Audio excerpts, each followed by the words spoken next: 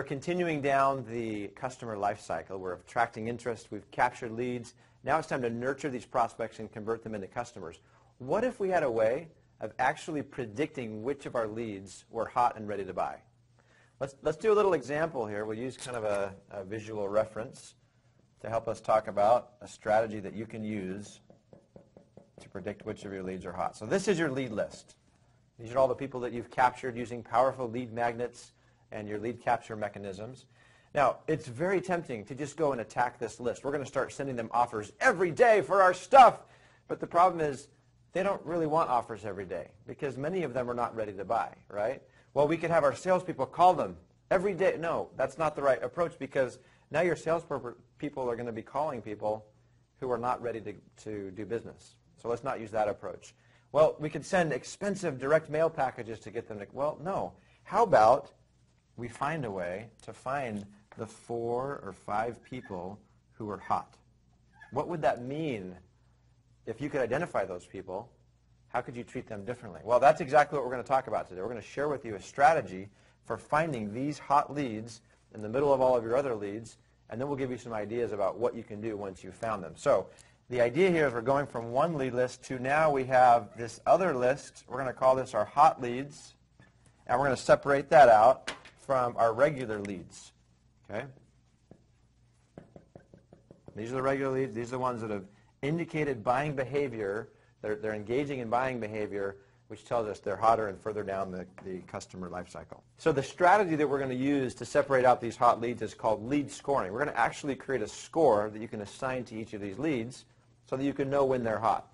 So to do this, we're going to do a little bit of research, okay? And we're going to find the key behaviors that typically happen prior to somebody becoming a customer. I'll give you a little example. Let's say in my business, before people buy, they usually will come and visit key pages on my website.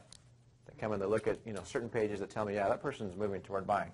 Another thing is they might download my pricing brochure. Now, you may not have a pricing brochure, but you're going to be asking yourself, what are the key things that people are doing before they buy? Another thing is we have an interest form that people can fill out. If they actually want to talk with somebody, they can fill out like a contact us form that says, please contact me because I'm interested in your product or service and I'd like to have a conversation. So an interest form gets filled out. And another thing is that people will typically click on case studies that we send them in emails. Okay? So here are 4 examples of behaviors that typically lead toward somebody buying. So what we're going to do next is for each one of these, we're going to actually assign a point value to each one of them. So key pages, this is a kind of lightweight, not a hardcore indicator. We're going to give that 10 points. If they download the pricing brochure, that's a little bit more serious. We'll call that 30. If they fill out the interest form, I'm pretty sure that they want to talk about our products and services. We're going to put that at a 50. And if they click on the case studies, that's kind of like going to certain pages. That's more like a 10. So now we have a list of all these little behaviors that can add to a lead score. And then we want to ask ourselves the question, okay, what is the cumulative score that a lead needs to be at before we decide to move them from our regular pool up into our hot pool? So in this case, I'm just going to say 50. Okay? And now we'll use a little bit of an example here. So let's say we've got somebody in our nurture list. We're sending these super high value things. We're on this plan here of continuing to offer value as we nurture them. And we've got our little indicator right here. This is our 50, where we said that person, when they hit this, we know they're hot, right? So a lead comes into our system. We start to follow up with them, and we're watching. We're sending them this valuable information, and we're watching for these behaviors to take place. So I click on key pages on the website. I get 10 points added to my score, right? Then I go and I click on these case studies, and I get another 10 points. So I'm sitting at 20, right? And then I go and I hit this pricing brochure, which adds another 30 points. And right now my score is 50. I have crossed the line in a good way.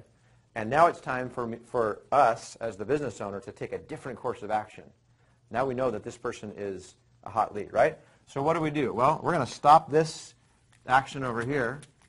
We're going to take them off of our nurture path, and we're going to go up to this hot lead approach. Okay, so now what do? We know they're hot. What do? Well, this is the time where first we can sick our salespeople on them, right? If you have salespeople, this is a great time to have the salespeople call. They want more than anything else to call hot leads all day long. They'll love this. The second thing is we might want to email them or mail them an offer. So again, we're not going to pound the entire list and have the risk of list fatigue and offer fatigue, but we are going to send offers to the people that are saying, I'm interested and I'm ready to buy. And the third thing is we might want to do a more costly campaign. So that might be an expensive direct mail package. Okay? Let's say we've developed a $7 direct mail package. We want to send that baby out. Fantastic. This is a perfect group of people to send that to. So if you want to have the ability to literally predict which of your leads are ready to buy, so you can take the right approach and convert more of those into sales while preserving the relationship with all of the other leads that you've got in your list, lead scoring is an approach that you should implement in your business. Now, we have 2 resources for you.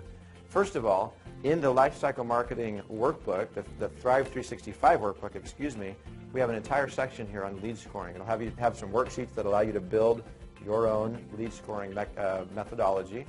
And the second thing is we're going to do a Thrive in 25 webinar where we'll show you in 25 minutes from start to finish how to implement this type of lead scoring system in your business.